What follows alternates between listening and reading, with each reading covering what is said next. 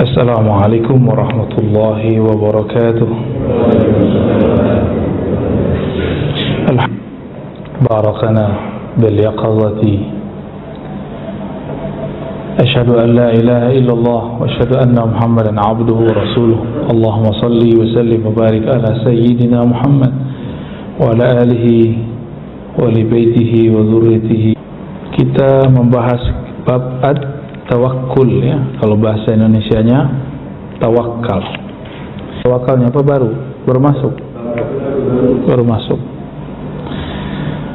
Jadi tawakal dari kata wakkala, tawakkala yatawakkalu tawakkulan.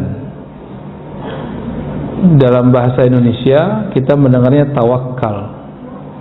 Jangankan orang Indonesia, orang Arab aja kadang salah faham. Tawakal itu dikira bermalas-malasan. Apalagi orang Indonesia seperti kita, sering salah faham. Tawakal itu dianggap nggak kerja. Tawakal itu dianggap diem. Enggak, tawakal itu kolbu yang bekerja. Jadi orang tawakal itu kolbunya kerja keras. Bukan malas-malasan dia, kolbunya kerja keras itu. At-tawakkul huwa thiqatu bima 'inda Allah wal ya'su 'amma fi aidin nas. Apa yang dilakukan oleh kolbu?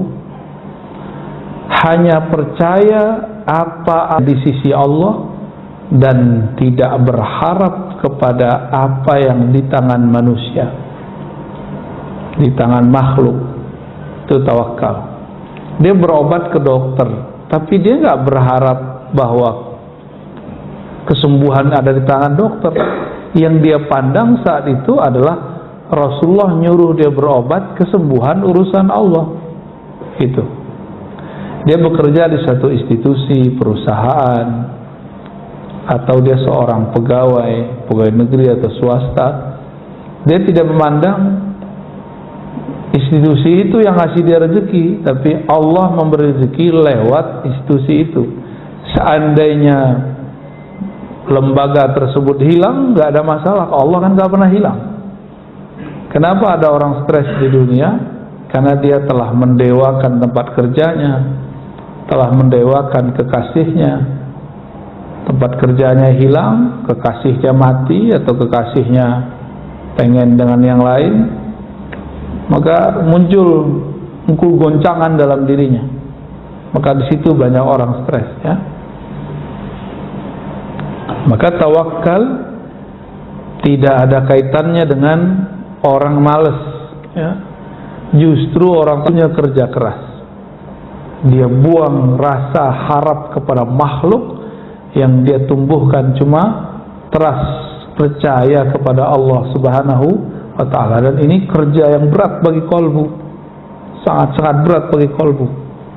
Tapi kalau dapat melanya, ya, orang tawakal ini orang-orang yang sedang berjuang melawan pengaruh makhluk di kolbunya, ya. Wa qila annahu ayyastawiya 'inda al-insan al-iksar wal iqlal. Orang tawakal itu sama saja bagi dia. Ini indikator sebenarnya. Jadi di kitab itu kalau ada misalnya kitab Risalah Kusyairiyah, kitab ini Hadaib, ada penjelasan yang berlebih mengenai satu kata. Tawakal artinya 1, 2, 3 gitu. Biasanya yang pertama yang paling bagus, paling lengkap, yang kedua, ketiga itu indikator aja. Indikator orang tawakal apa saja? 1, ayyastawiya 'indal insan al-iksar wal iqlal. Bagi dia hartanya banyak, hartanya sedikit, kerjanya banyak, kerjanya sedikit, kolbunya tidak berubah. Kolbunya tetap bergantung hanya kepada Allah. Maka dia tidak bertambah yakin karena duitnya banyak, dia tidak berkurang yakinnya kalau duitnya sedikit. Kalau kita kan nggak begitu.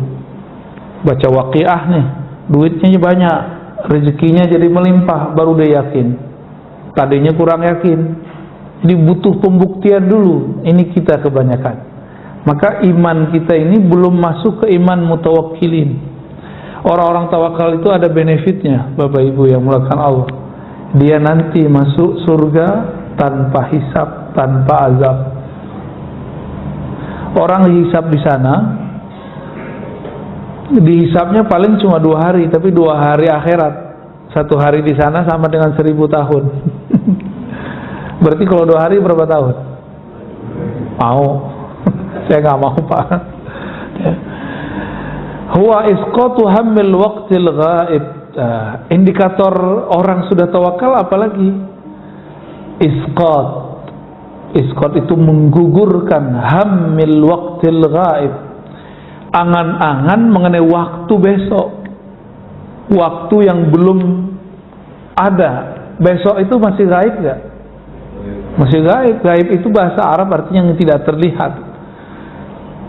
Tidak panjang angan-angan untuk masa depan. Mempersiapkan masa depan boleh. Mempersiapkan itu dengan bekerja. Baik pekerjaan badan atau pekerjaan angan-angan mainnya di sini.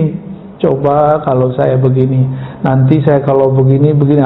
Kebanyakan berandai-andai. Orang ini belum disebut tawakal. Bertawakal itu isqatu hammil waqtil ghaib. Jadi kita nggak usah pikirin besok kejadiannya apa.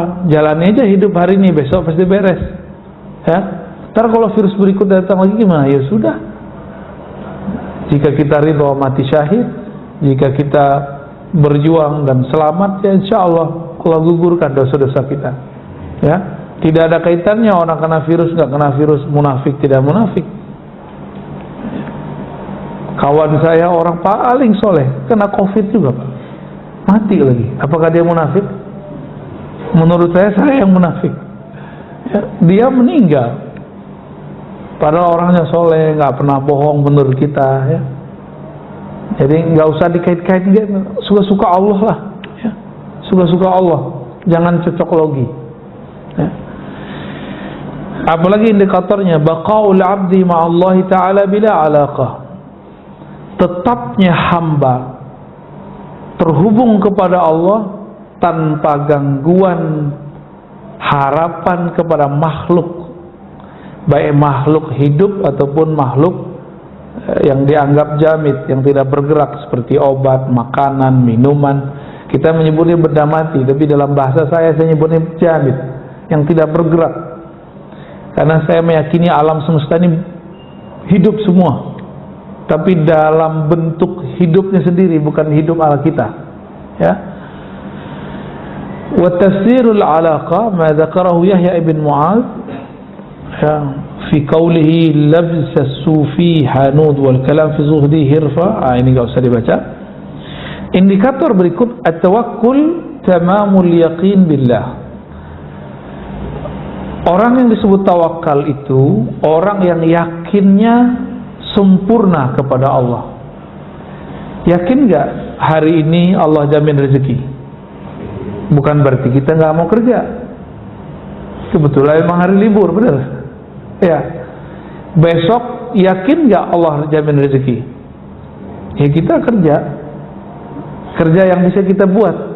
Kerja itu jangan kemudian versi kebanyakan orang. Ya.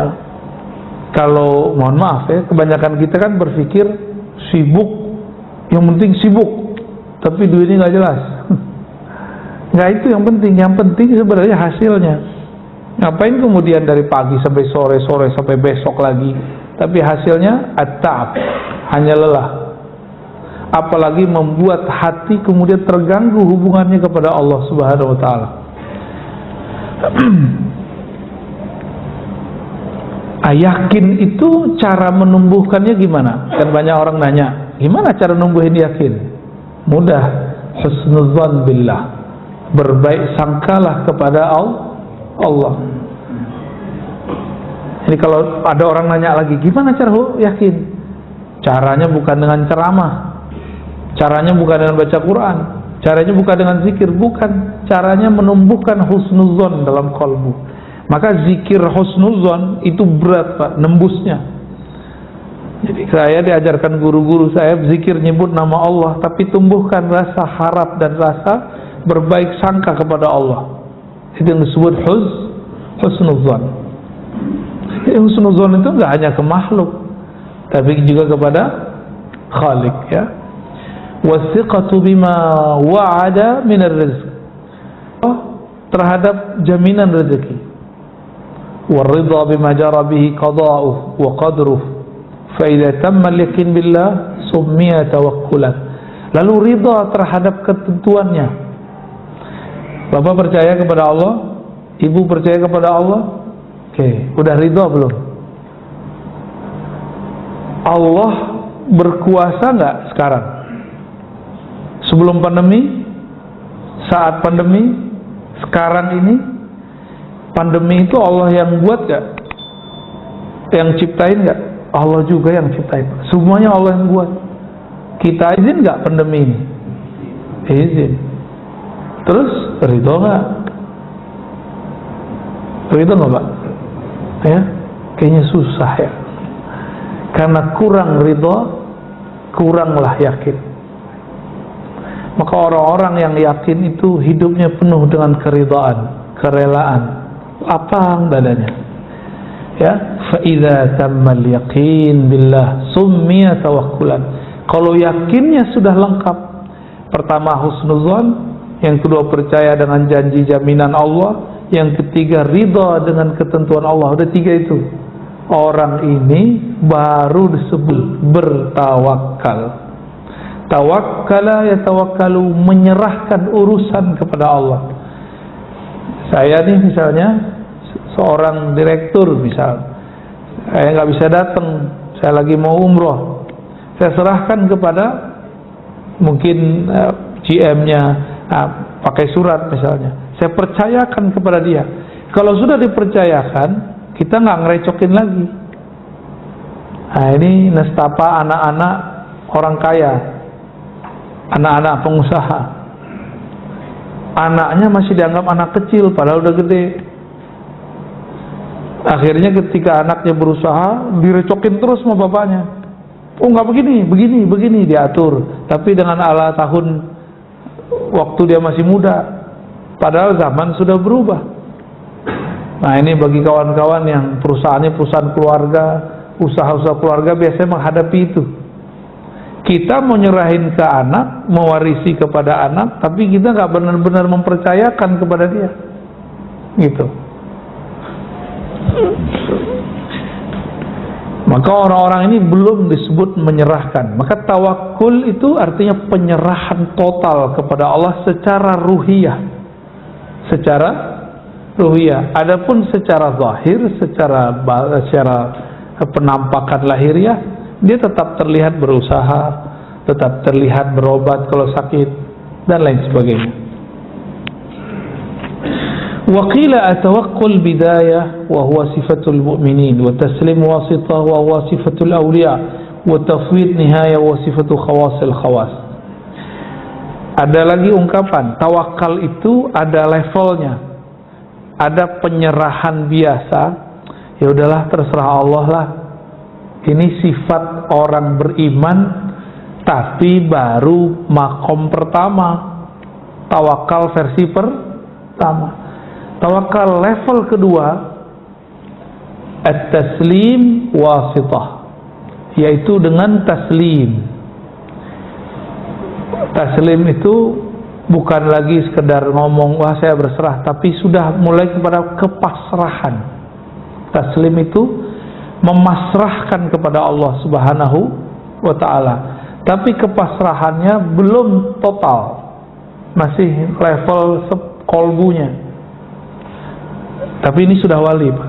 Kebanyakan wali levelnya di sini.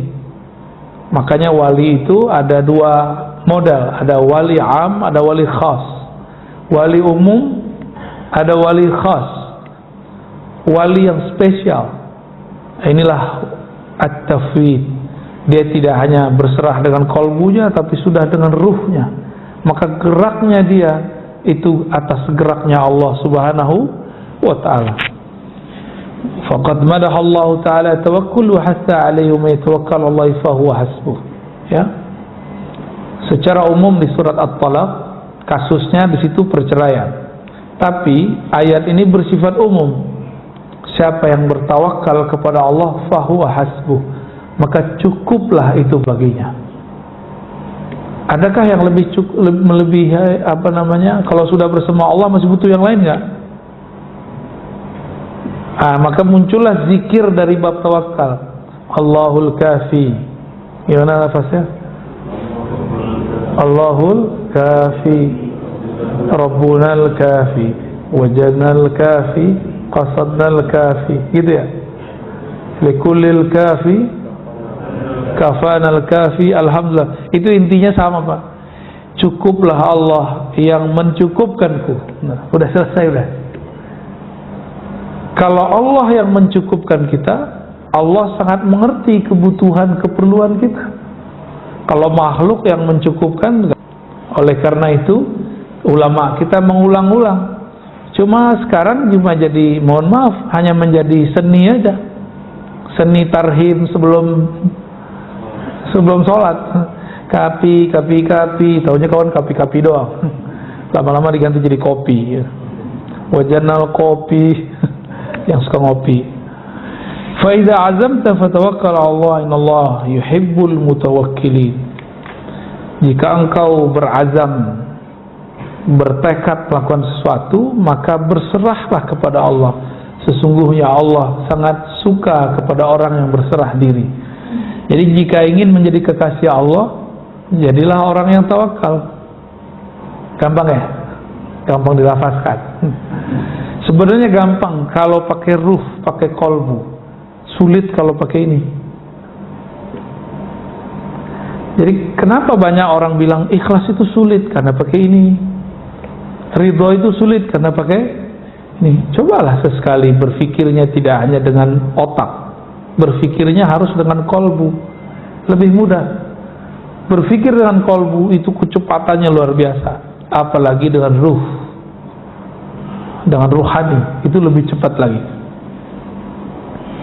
Wa qala an-nabiy sallallahu alaihi wasallam at-tawakkul nisful ibadah wa du'a nisfuha. Ya. Hadis ini tidak sahih, saya enggak usah terjemahkan. Kita baca yang hasan, ya, yang sahih yang ini. Lau tawakkaltum 'ala Allah taala haqqa tawakkulihi. Seandainya kamu bertawakal, berserah diri, pasrah kepada Allah, saya garis bawahi, di dalam qalbumu, bukan berarti dia malas-malasan. La razaqakum kama turzaqut tayru taghdu khimasan wa taruhu bitanan.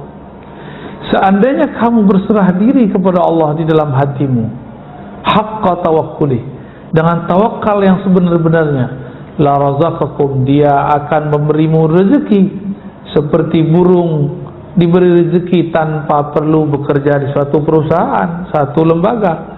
Berangkat perutnya kosong, khimasan, pulang perutnya kenyang. Itu burung mikirin nggak besok pagi makan apa? Enggak, dia nggak mikirin.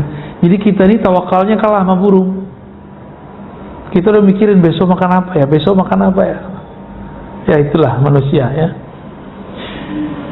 Wa qala Luqman li ibnihi, ya bunay, inna ad-dunya bahrun 'amiq qad ghariqa fihi katsirun minan nas.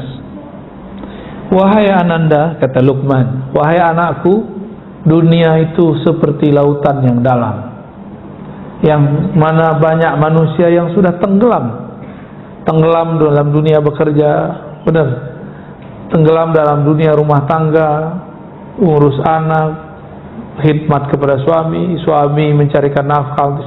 Itu yang disebut bahrun amik. Faltakun safinatuka fiha taqwallah, maka jadikanlah kapalmu, yaitu kendaraanmu, takwa kepada Allah. Wa syira'uha tawakkul 'ala Allah, lalu perjalanannya penuh dengan tawakal kepada Allah. La'allaka tanju wa ma azunnuka najian, semoga kamu sukses walaupun itu sulit, kata beliau ya. Wa ma azunnuka najian. Wa alam anna tawakkul ala qismain. Nah, tadi kita sudah bagi tawakal tadi ada 3, kalau di sini dibagi menjadi 2. Ada tawakal orang awam. Awam ini umum, kebanyakan orang beriman ini. Tafidu amr rizqi ila Allah, hanya berkaitan dengan penyerahan rezeki kepada Allah. Jadi orang awam itu kalau ngomong tawakal babnya rezeki mulu, duit mulu. Kita banget ya. Bener. Kapan hidup ini nggak mikirin duit? Baru naik makomnya dari makom awam ke makom khawas. Itu sama aja, mau ustadz gak ustadz sama. Serius. Jadi kalau si ustadznya nggak belajar kerohanian, nggak berlatih rohaninya, itu mahabbah fulusiyahnya tinggi sekali. Tahu mahabbah fulusiyah, Pak? Cinta duitnya, masya Allah. Ya. Ada yang naik dikit, cinta viral. Connect antum tuh.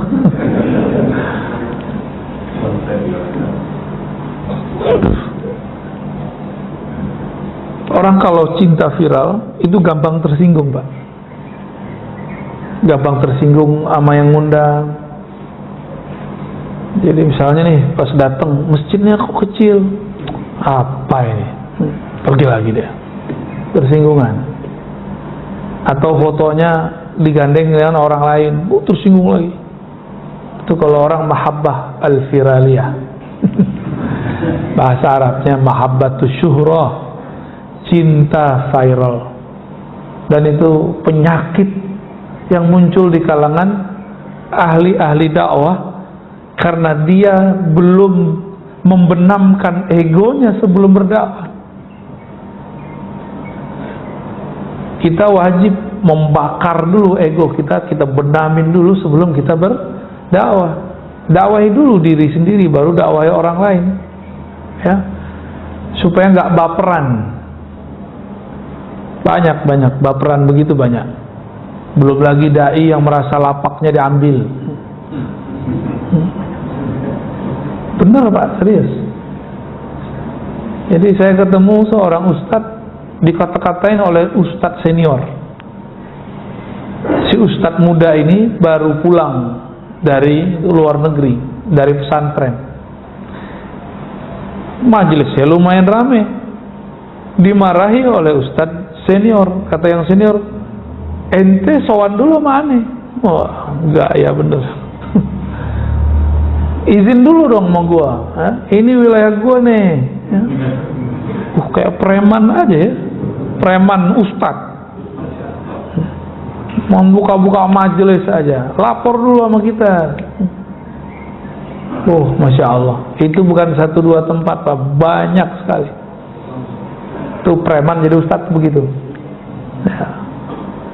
Masih mending. Nah, ada lagi level lain. Bapak nih jurusan hukum fikih. Terus datanglah seseorang masih muda. Dia juga bisa berbicara hukum, tapi jurusannya bukan jurusan hukum. Ternyata dia cuma tamatan pesantren.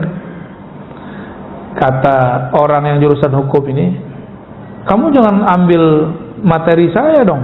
Itu kan materi saya. Saya yang kuliahnya hukum, kamu kan bukan. Saya aja ngajar, kamu gak usah. Wah, itu udah banyak, Pak, ya. Jangan ambil dong bagian saya, gitu.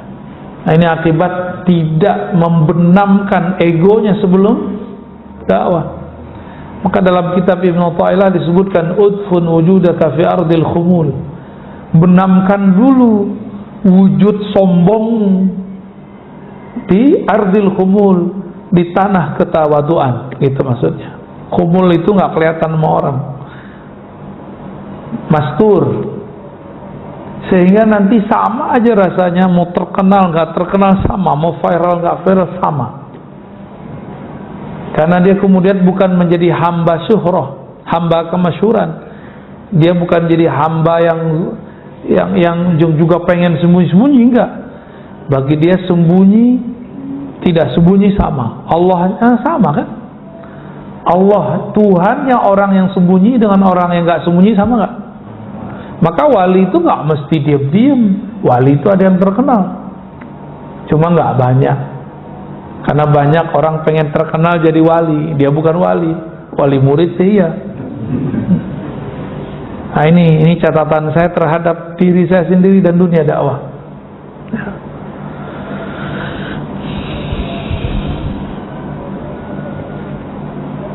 Jadi kalau orang awam ngajarin tawakal, ustadz awam ngajarin tawakal hanya bab fulus atau bab zahir, sakit, sehat gitu. Jadi datang ke kiai, "Pak Kiai doain anak saya sakit." Nah, nanti diajarin, dia serah kepada Allah.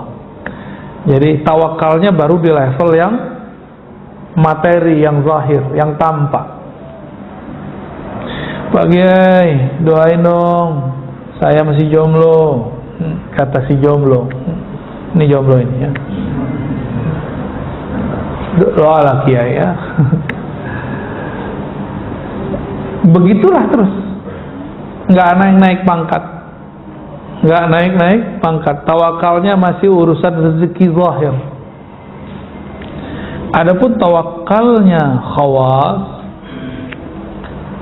dia leburkan kehendaknya dalam kehendak Allah, egonya dalam wujud Allah. Itu yang disebut tawakal wali. Tawakalnya wali-wali Allah. Maka wali Allah itu tidak ada wali Allah yang hakiki ya, yang doa, "Ya Allah angkatlah pandemi," nggak ada. Antum coba cari walinya, kalau dia ngerti ma'rifatullah, mengenal Allah, Allah memang sekarang lagi menginginkan ini kok. Emang Allah sedang menginginkannya, tinggal kita ridho atau tidak. Tapi urusan adab udah masuk ke bab adab ya. Tafwidul amri ila Allah fi kulli syai' hatta yabqa al-'abdu tahta ahkamil qada wal qadar. Si hamba lebur kudratnya, kekuatannya, iradahnya, kehendaknya dalam kudrah iradah Allah, dengan ilham dari Allah Subhanahu wa ta'ala. Orang ini nggak banyak wirid. Wirid itu untuk pemula. Tirakat itu bagi pemula, Pak. Kalau wali-wali Allah, dia sudah melewati masa-masa itu. Yang diperlukan bukan lagi wiridan zahir, tapi wiridan qalbu. Dan ini amal yang lebih mulia. Jadi taatnya zahir belum tentu membuat seseorang jadi wali Allah. Siapa tahu ria. Tapi kalau taatnya qalbu, pasti langsung kepada Allah Subhanahu wa ta'ala. Jadi saya berharap mulailah kita mengarah ke sana. Kitab ini saya bawa ke sini, ini kan untuk itu, Pak. Kitab-kitab begini bukan di pesantren aja, gak banyak yang ngaji ini. Ini hanya di majelis-majelis para masyayikh, para kiai-kiai ulama besar. Sekarang kita bawa ke majelis umum. Kenapa? Karena sekarang virus-virus kolbu itu banyak sekali. Kalau kita nggak bawa kitab ini keluar, kapan lagi nih umat bisa menikmati kitab-kitab seperti ini? Kalau nggak nanti ulama-ulama aja yang menikmati. Ya, alhamdulillah. Berarti bahasa saya nggak ketinggian gitu. Saya nggak mau bahasanya ketinggian. Atau memang Allah nggak izin saya berbicara. Ciri-ciri Allah tidak izinkan seseorang dai berbicara ketika kalamnya tidak dapat dipahami makhluk. Makanya saya tanya, bisa dipahami, Pak? Ini jangan menghibur saya loh, Pak. Ntar bikin antum senang gitu. Enggak, saya nggak mau begitu.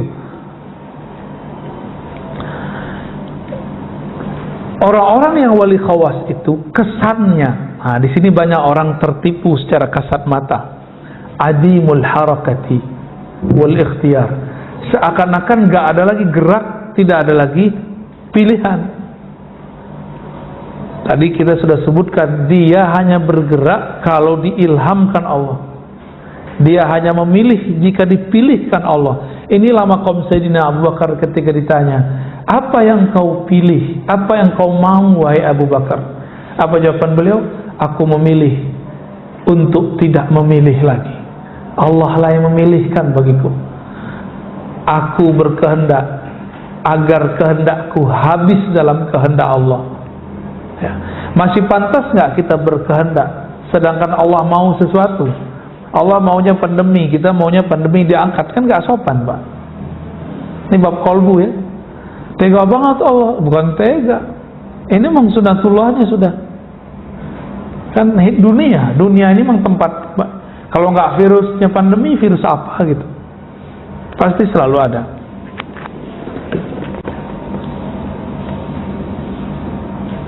Nah, maksudnya apa? Adamul harakati bil badan. Secara zahir tidak lihat dia kulusak-kulusuk orang tawakal itu. Jadi dia tenang. Wa adamul ikhtiyar bil qalb, dan tidak memilih itu di kolbunya. Jadi ada dua hal, ya, gerak pada badan, pilihan pada kolbu. Jadi mereka bukan lagi wali hamba-hamba Allah yang sibuk di badan dan kolbunya. Ini sudah masuk ke dalam ruhnya. Ya. Fa in waqa'a fi qalbihi al-harakah kana mutaharrikan billah. Ya. Jika masuk gerak dalam kolbunya, dia bergerak dengan gerak Allah. Jika diam, dia diam dengan ilham dari Allah Subhanahu wa ta'ala. Inilah yang ditunjukkan, dicontohkan oleh Asy-Syaikh Ibnu Syamsuddin, seorang ahli ma'rifatullah yang menjadi guru Muhammad Khan yang belakangan disebut Muhammad Al-Fatih. Muhammad Al-Fatih, Mehmet Khan gitu ya. Sultan Mehmet ini dia berambisi mau mengalahkan Rum pakai nafsu, tapi semua strategi dia kalah. Semua gurunya bilang tunggulah, tunggu isyaratnya keluar. Dia nggak mau. Gua mau sekarang. Yang sultan kan saya, kamu bukan sultan. Tapi karena beliau dapat isyarat, gurunya ini tetap bermunajat, mencari tempat di mana dia akan munajat. Dapat isyarat lah atau ilham dari Allah. Apa ilhamnya? Bahwa di sana, di suatu tempat di Istanbul itu ada satu makom, adalah makom sahabat Nabi, pewakaf masjid namanya Abu Ayyub Al-Ansari, yang sekarang disebut nama tempatnya Masjid Ayyubiyah. Masjid Ayyubiyah. Yang pernah ke sana paham kali maksud saya ya. Jadi Ibnu Syamsuddin, seorang mursyid, dia bilang tunggu, saya nunggu ilham. Biar gerak kita digerakkan Allah, bukan kita lagi yang bergerak dengan ego, tapi Allah lah yang menggerakkannya. Ya, sampai udah kalah berkali-kali, udah 5 kali strategi, lebih barangkali.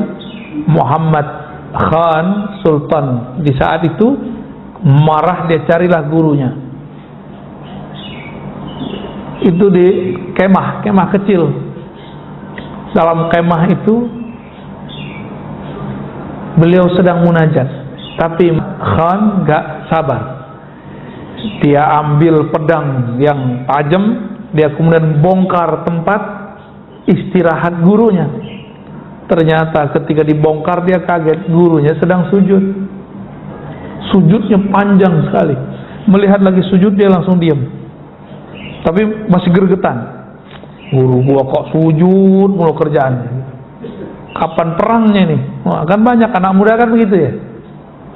Pengajian mulu, kapan perangnya nih? Ini udah gatal mau jihad nih. Anak muda biasa. Emang dia kira jihad itu semudah itu? Jihad itu kalau nggak pakai ruh jadi jahat. Udah dua aja Pak.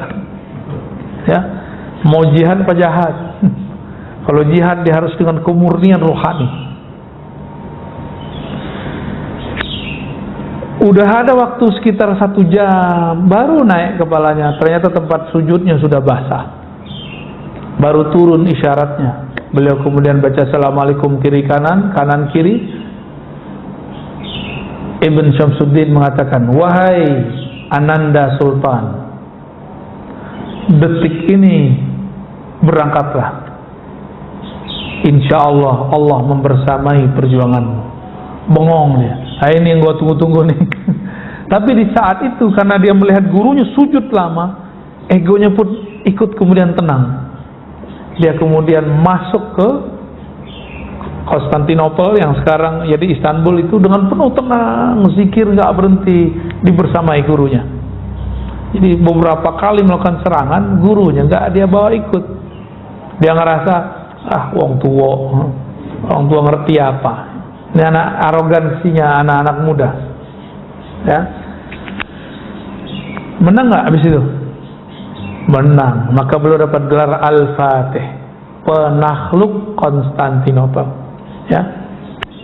Jadi senjata paling hebat itu adalah tawakul, bertawakal. Karena di situ ada strategi ilahiyah. Allah lah yang buat strategi. Nah, inilah yang terjadi sekarang pada ulama-ulama kita dalam menghadapi pandemi. Ulama wali, Pak, ya. Ulama itu terbagi dua. Ulama dunia, ulama akhirat.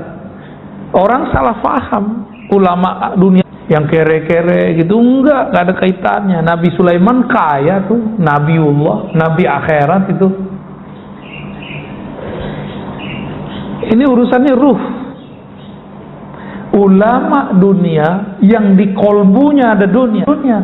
Boleh di tangannya ada dunia, di rumahnya ada dunia, tapi jangan pernah masuk ke dalam kolbunya. Itu yang penting. Orang miskin bisa lebih cinta dunia daripada orang kaya. Coba aja cek. Bapak tadi ingatnya apa? Ingat Allah apa ingat mau makan sarapan pagi? Ingat sarapan pagi. Udah lapar, nggak ingat Allah. Sholat lagi. Kayak gitu mau masuk surga pakai sholat. Saya nggak yakin antum masuk surga pakai sholat. Sholatnya sembari membayangkan selain Allah.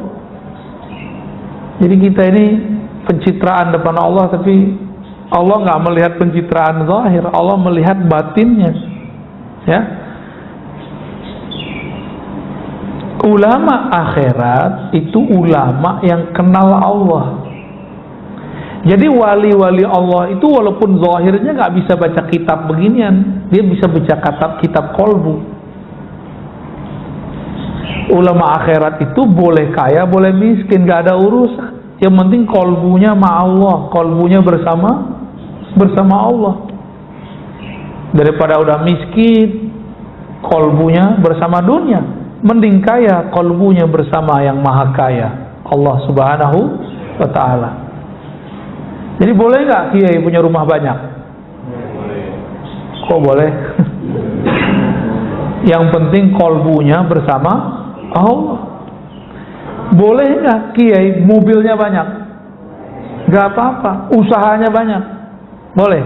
Yang penting kolbunya berkiai, istrinya banyak. Ya boleh. Yang penting kolbunya bersama Allah. Maaf ibu ya. Itu jangan diteruskan Pak ya. Nanti bisa perang di rumah ntar.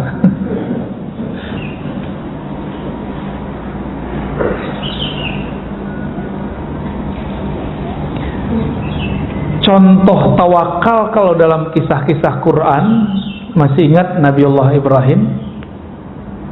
Masih ingat? Nabi Ibrahim waktu dilempar ke dalam api, siapa yang datang? Malaikat datang. Yang datang bukan malaikat biasa, yang datang pemimpin malaikat luar biasa, Sayyidina Jibril. Beliau menawarkan bantuan. Itu kalau Sayyidina Jibril ngeluarin sayapnya satu, Raja Namrud mau nunggunya hancur semua. Cukup kayak gini nih.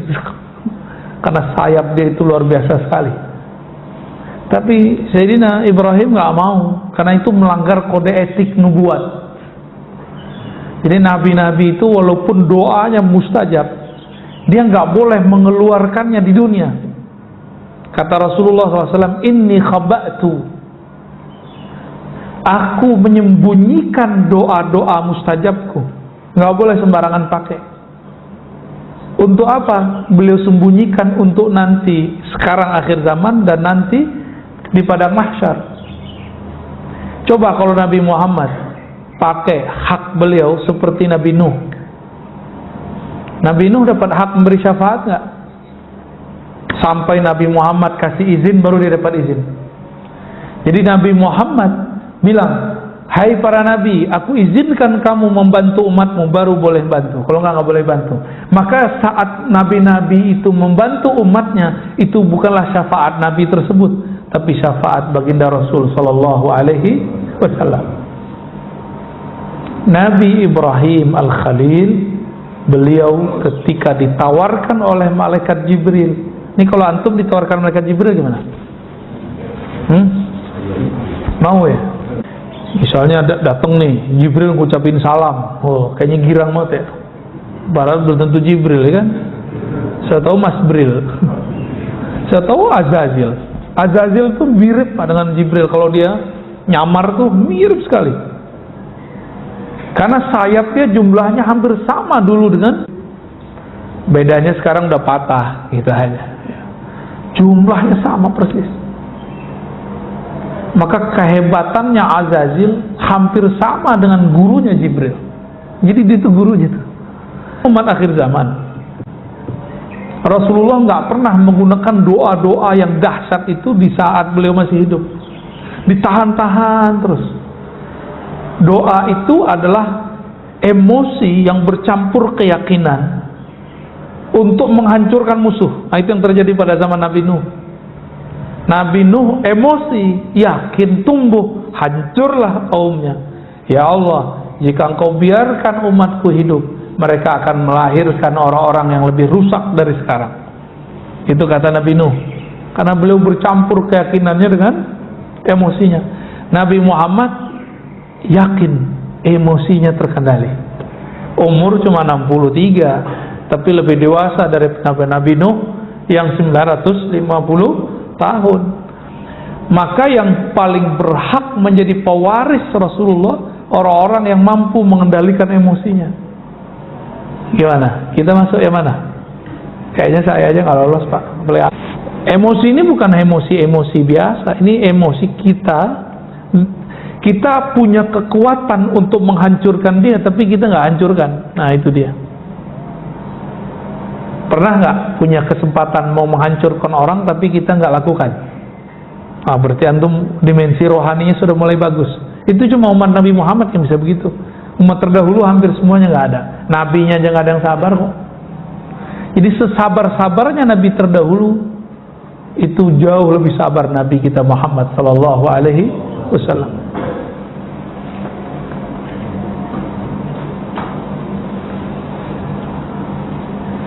Maka wirid-wirid, zikir-zikir yang undang-undang khadam itu nggak menumbuhkan tawakal, apalagi antum pakai rajah, pakai jimat. Meskipun pakai jimat itu ada dalilnya yang membolehkan. Tapi kalau meskipun ulama ini membolehkan, saya mensyaratkan satu, harus bab tawakul. Kalau nggak usah pakai jimat. Ya. Kenapa? Karena nanti justru mendewakan si jimat, syirik khafi yang muncul di kolbu. Nah, ini yang berbahaya. Untuk penulis jimat itu ada ilmunya, Pak. Kita tahunya kan sok-sok ahli tauhid, anti jimat. Tapi giliran minum obat berharap kesembuhan dari obat, nah itu lebih parah daripada pakai jimat. Ya. Makan, meyakini nasilah yang mengenyangkan, itu lebih parah dari pakai jimat. Masih begitu nggak? Ya, itu jimat perut namanya. Ya, banyak orang sok-sok ahli tauhid, kalau ketemu jimat dibakar-bakarin. Tapi ya salah, dia kalau makan dia bergantung kepada nasi, bukan kepada Allah yang menciptakannya.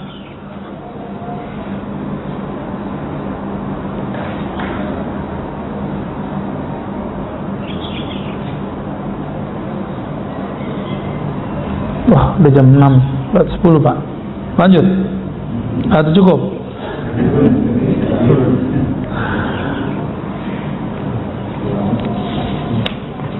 Jadi beda tawakal orang awam dengan wali. Orang awam tawakalnya urusan fulus, rezeki, jodoh. Begitulah terus. Hidup ini muter bolak-balik. Yang ada dalam hatinya cuma masalah rezeki, jodoh, apalagi tadi, ya, pasangan, sehat tidak sehat, beli rumah tidak beli rumah. Jadi kalau cerita tawakal yang diceritain masalah keajaiban duit. Saya ini nggak punya kerjaan, terus sholat duha 12 rakaat, tiba-tiba siangnya ada yang nganterin duit. Itulah testimoninya terus. Ya, saya di dalam dompet cuma ada duit 20.000. Celengan lewat, saya kasih aja. Hati berkecamuk. Sorenya dapat duit 2 juta. Jadi testimoni tawakal orang awam itu selalu masalah duit. Mau naik pangkat nggak? Jangan lagi masalah itu, tapi sudah masuk kepada meleburkan kehendak kita dalam kehendak Allah. Artinya kita nggak berkehendak kecuali emang Allah ridho gitu. Karena kita nggak semuanya wali Allah, putuskanlah semua urusan dengan sholat. Jadi sholat 2 rakaat, minta izin ya Allah. Apakah ini kecenderungan, Pak? Nah, orang ini sudah mulai masuk gerbang tawakal. Itu maksud Nabi, idza hamma ahadukum, kalau kamu punya hajat, punya kehendak, maka baguskan wudu'mu, falyusolli rakaatain, sholat 2 rakaat, lalu doa minta jodoh itu, atau doa minta suatu masalah diselesaikan. Itu orang sudah masuk gerbang tawakal awal. Dia mengatakan, ya Allah, jika kerjaan ini baik maka mudahkan, jika tidak tolong jauhkan. Kalau itu gampang, Pak. Yang paling susah itu ini, masalah jodoh. Jodohnya dia udah senang duluan, terus ngomong, ya Allah, jika dia baik cepat ya Allah. Nah, kalau itu ngomong tuh, jika dia kurang baik, nah itu kayaknya susah membacanya. Benar nggak? Jika dia kurang baik, ya Allah, tolong jauhkan. Itu kayaknya susah dilafazkan. Padahal kalau antum sanggup melafazkannya dari kolbu, itu sudah masuk ke gerbang tawakal pertama. Ya, jadi kita ini senang sama orang bukan lagi dengan nafsu, tapi sudah dengan ruhani. Nah, itu yang kemudian menjadi PR kita bersama, ya.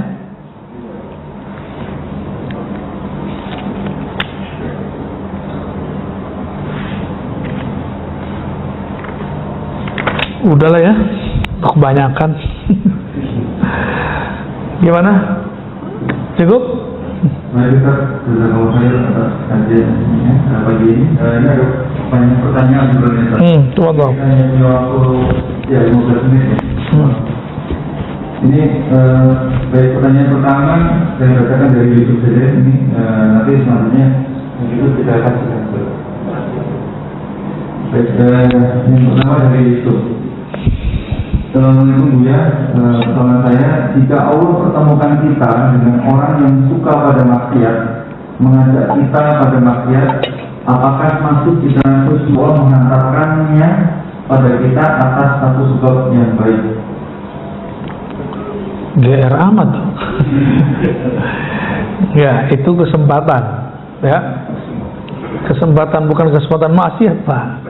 Kesempatan ngetes diri, tergoda nggak? Yang kedua, bisa bawa dia nggak? Gitu. Jadi dai itu nggak mesti duduk begini. Dai yang hebat itu dai yang tadi temennya maksiat, sekarang jadi nggak maksiat. Itu dai beneran. Saya ini muallim namanya. Kebetulan konteksnya dakwah. Kalau muallim sebenarnya kan Bapak yang datang ke saya. Ya gengsi, Pak. Tapi karena konteksnya dakwah, saya datang ke sini. Namun kita ramu dalam bentuk taklim. Supaya apa? Supaya ngomongnya terarah dan terukur, ada kurikulumnya, yaitu kitab ini sendiri. Kalau enggak nanti saya ngomong yang dulu ya, saya ngomongnya diulang lagi sekarang. Ya. Pernah nggak ikut pengajian begitu? Ikut ustadznya udah sehari 3 tempat, omongannya sama. Wah, itu pengalaman saya waktu kecil, Pak. Waktu kita masih remaja, kita lagi senang-senang hijrah tuh. Kemana aja pergi, itu kita ikutin si dai, si ustadz, si kiai. Tapi kok omongannya sama aja. Lama-lama saya mikir jenuh. Itu si kiai ilmunya nggak di-upgrade ya. Tahun besok sama, tahun besok lagi sama. Tapi dia kalau ngomong sama saya, utlubul ilma, tuntutlah ilmu, walau bisin, walau ke Cina. Dia nggak tahu kalau kita ini bakal ada masalah sama Cina ya. Saya kasih tahu, ya, itu hadis menurut ahli hadis dhaif. Serius? Kamu suul adab sama saya? Itu hadis saya itu. Jadi kalau kita nggak nyampein begitu disebut suul adab. Dia nyuruh kita belajar, tapi dia dari kecil, dari dulu sampai sekarang tidak pernah mempelajari kembali dalil dia ini benar apa enggak. Nyuruh orang ngaji, tapi dianya nggak berani ngaji lagi. Nah, itulah gawatnya kalau ustadz terlalu pinter, nggak mau ngajar pakai kitab. Kalau ngajar itu pakai kitab aja, Pak. Ya, saran saya kalau ada ustadz, usulkan ngaji kitab. Nanti dia akan terarah, dia nggak perlu persiapan aneh-aneh. Nggak perlu kemudian mikir. Ya, ini pengalaman saya ngajar dulu, nggak lama sih Pak, setahun 2 tahun paling. Setahun 2 tahun ngajar nggak pakai kitab. Sebelum mengajar tuh mau bahas apa ya? Ini udah kemarin, itu udah kemarin. Udah kehabisan stok kita. Saya tanpa buku adalah sekitar 50 materi di sini, tanpa perlu persiapan dulu. Ya. Tapi kita kan lupa juga ini udah disampaikan belum. Akhirnya kita istikharah, dapat isyarat lah, kamu kalau ngajar pakai kitab aja. Nah sekarang alhamdulillah, ini kan khazanah dari Allah Subhanahu Wa Taala. Kalau kita bedah nggak ada habis-habisnya. Ini aja baru cuma berapa halaman Pak? Kayaknya udah nggak kuat gitu ya. Baru berapa halaman ini? Baru ya sekitar 50 halaman. Ada berapa Pak di sini halamannya semua? Ada 300-an. Kita baru 50-an. Masih panjang perjalanan kita. Ya. Jadi ilmu kiai nggak bisa baca kitab ya, berhenti aja jadi kiai ya. Apalagi kalau kiai ngomong tawakal itu susah, gak usah jadi kiai ente, ya. Apalagi ngomong khusyuk itu sulit, berhenti jadi kiai, ya. Kenapa? Ulama itu memudahkan kerohanian, bukan menyulitkan orang. Akhirnya orang awam kemana-mana ngomong itu ikhlas sulit, khusyuk itu sulit, bener gak? Tuh kan kantung korban semua kan.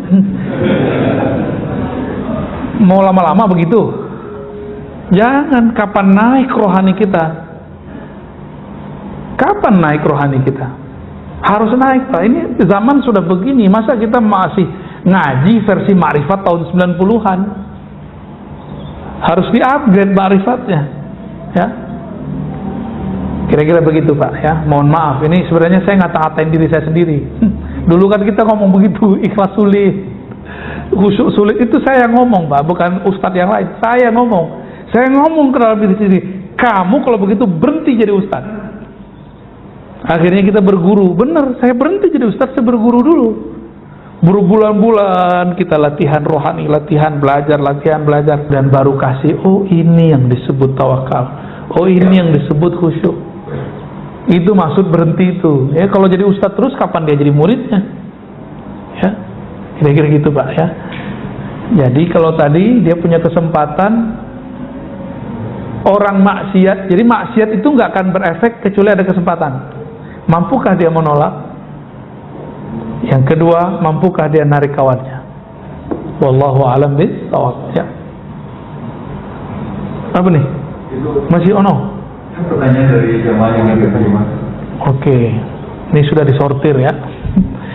Bagaimana caranya mengajak orang-orang terdekat kita seperti istri, anak untuk tawakal kepada Allah. Ajarkan anak-anak dan istri berbaik sangka kepada Allah, husnuzon kepada Allah. Cuma itu caranya, nggak ada lagi. Husnuzon itu di sini atau di sini? Kalau hitung-hitungan ini Pak, istri akan cemburu kepada suaminya kalau suaminya kirim duit untuk keluarganya. Pernah digituin nggak? Mas, kita nih butuh, kebutuhannya banyak, jangan kirim-kirim mulu. Pernah digituin nggak? Wah, itu istrinya harus ngaji tawakal ya. Yang ketawa tuh ya, yang lain kayaknya masih malu ngaku. Jadi tahapannya belajar berbaik sangka kepada Allah. Itu cara tawakal, nggak ada lagi. Cuma itu jalur pintas. Kalau teori-teori udah banyak. Teori, coba hari ini belajar berbaik sangka kepada Allah Subhanahu wa Ta'ala. Apa kaitannya dengan ikhtiar, tawakal, dan ikhlas? Wah, ini borong ya. Ikhtiar itu pilihan di dalam ini. Kolbu kita cenderung memilih apa, itu namanya ikhtiar. Jadi selama ini nyebut ikhtiar nggak ngerti maksudnya. Saya lagi ikhtiar nih, ternyata yang dimaksud ikhtiar itu usaha. Ikhtiar bahasa Arab dari kata ikhtara, yakhtaru ikhtiaran, artinya pilihan kolbu. Pilihan kolbu itu ikhtiar ya, yang bahasa Arab loh, bukan bahasa Indonesia. Kolbu, dia mengatakan wajjahtu wajhiya lilladzi fatara as-samawati wal ardh. Kolbuku aku hadapkan kepada Allah. Kalau menghadap kepada Allah, maka apa yang Allah lakukan, Allah pilihkan, itu yang kita pilih. Kita ini punya kolbu. Kolbu itu sebenarnya cerminnya Allah. Allah mandang ke situ, Pak. Coba lihat, kalau kita di depan cermin, tangannya gerak, di dalamnya gerak. Nah, kita ini dijadiin cermin. Sudahkah kita mengikuti cerminan kolbu itu? Jika sudah, baru disebut tawakal. Ya, jadi nggak ngelawan. Kapan gelisah muncul? Jika Allah menginginkan sesuatu, memilihkan sesuatu, lalu kita memilih yang di lain, yang di luar itu. Itu hubungan ikhtiar dan tawakal. Ikhlas, kalau ikhlas bab lainnya nanti ada pembahasan khusus di sini. Insya Allah. Kenapa nggak diterusin mahabbah, khusyuk gitu ya sekalian? Bagaimana caranya zikir agar masuk ke dalam kolbu? Ya harus punya mursyid, punya guru. Orang mau baca tulisan aja ada guru TK, guru SD. Kita ini kurang adil ke dalam diri. Giliran untuk membaca yang tertulis pakai guru, untuk membaca zikir yang di dalam kolbu nggak mau berguru, nggak adil. Ini ketidakadilan manusia. Ya, saya bisa sendiri, baca kitab sendiri, baca buku sendiri, gitu. Banyak yang ngomong begitu sama kita. Ya sudah, jalani aja sendiri. Akhirnya udah belajar baca kitab macam-macam. Ini banyak kiai padahal kolbunya kering karena tidak pernah belajar zikir kepada ahli kolbu. Cukup ya, barangkali udah mau 6:30. Semoga kajian ini diridhoi oleh Allah dan Allah memberikan anugerah ilmu tawakal dan amalnya untuk kita semua.